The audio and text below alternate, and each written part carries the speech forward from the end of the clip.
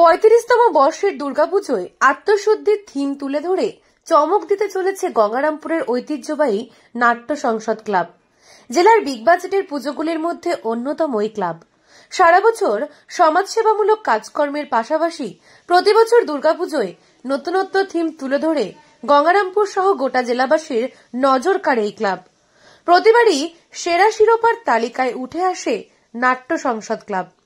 চলতি বছর দুর্গাপুজোতে এক অভিনব নতুনত্বের থিম নিয়ে হাজির এই ক্লাব।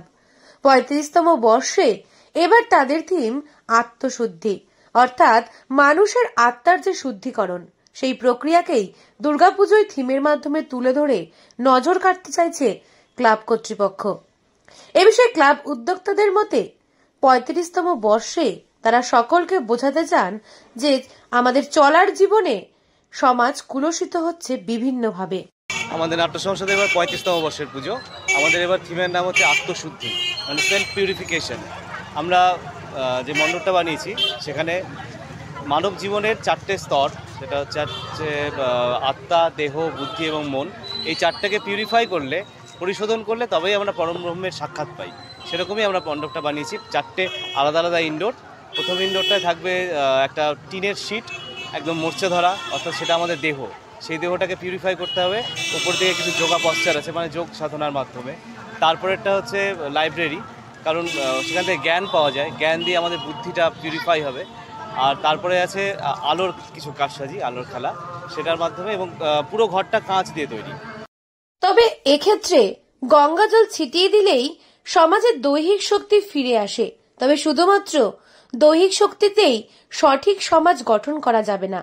মানুষের মন, আত্মা এবং বুদ্ধি, এই 3টি বিষয়ের শুদ্ধিকরণ প্রয়োজন। এই বিষয়গুলির ওপর গুরুত্ব রেখেই প্রথমে আয়রন শিটের ডোর, দ্বিতীয়টিতে বুদ্ধির শুদ্ধিকরণ অর্থাৎ মানুষের জ্ঞান, তৃতীয়টিতে মন শুদ্ধিকরণ অর্থাৎ সত্যতা উৎসের আলো, যেখানে কাচের সামনে দাঁড়িয়ে নিজের অবয়ব ফুটে উঠবে, চতুর্থটিতে আত্মা শুদ্ধিকরণ অর্থাৎ আধ্যাত্মিক চেতনা ও ধর্মীয় চেতনার জাগৃত করতে পারবে দেবদেবীর মূর্তি পুজোর মাধ্যমে, এবং সবশেষে দুর্গা মায়ের মূর্তি দর্শন করবেন দর্শনার্থীরা। তাহলে আপনি সেখানে নিজের প্রতিচ্ছবি দেখতে পাচ্ছেন। তাহলে আপনার ওখানে পিউরিফিকেশন হলো, অন্তর শুদ্ধ হলে তবেই আপনি নিজেকে দেখতে পাবেন। আর তারপরেরটা যে লাস্ট যে ইনডোরটা, সেখানে রয়েছে টেরাকোটার মূর্তি, অর্থাৎ আপনি ঈশ্বরের কাছে নিজেকে সমর্পণ করছেন। এইভাবে তারপরে শেষে গিয়ে পরম ব্রহ্ম অর্থাৎ দেবী দুর্গার সাক্ষাৎ পাবেন। আর দুর্গার প্রতিমায় একটা বিশেষত্ব রয়েছে, কোনো অস্ত্র নেই দেবীর বিষের মধ্যে, হাতের মধ্যে। আর যেটা মেন কথা, যে অন্যান্য জায়গায় যেরকম দেখি ত্রিশূল দিয়ে বধ করা হচ্ছে, সেরকম বধ হচ্ছে না। আমাদের অসুরকে দেবী দমন করছেন। কেন? কারণ প্রত্যেকের মধ্যে একটা আসুরিক একটা শক্তি থাকে, সেই শক্তিটাকে ঝেড়ে ফেলতে পারি না আমরা, আর ওটাকে দমন করতে হয়, ওটাকে এক জায়গায় লুকিয়ে রাখতে হয়, সেটাই করা হচ্ছে এখানটায়। তবে সবচেয়ে বড় চমক, এখানে দেবী দুর্গা অস্ত্র হাতে নয়, অসুরের উপরে অধিষ্ঠান করানো হয়েছে, অর্থাৎ অসুরের শক্তিকে দমন করা তুলে ধরা হয়েছে। পাশাপাশি উদ্যোক্তারা আশাবাদী, এবার পুজোয় প্রায় লক্ষাধিক ভক্তের সমাগম লক্ষ্য করা যাবে এই ক্লাব প্রাঙ্গণে। পূর্বে এমন অভিনব ভাবনায় থিম প্রদর্শনী জেলায় হয়নি বললেই চলে।